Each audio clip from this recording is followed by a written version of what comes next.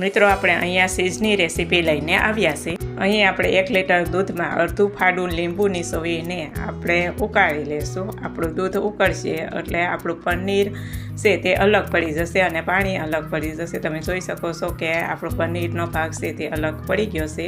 અહીંયા એક તપેલી ઉપર જારી મૂકીને તેની ઉપર કપડું મૂકીશું અને તેમાં પાણી રેડીશું।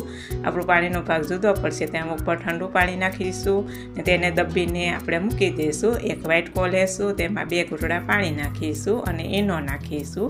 હવે આપણે મિક્સર જારમાં આપણો પનીર નાખીશું, પછી તેમાં આપણે ઈનોવાળું પાણી નાખીશું અને 1 ચમચી ઘી નાખીશું અને થોડુંક આપણે દૂધ નાખીશું અને અડધી ચમચી આપણે મીઠું નાખીશું। પછી તેને આપણે મિક્સર જારમાં ફેરવી લેશું।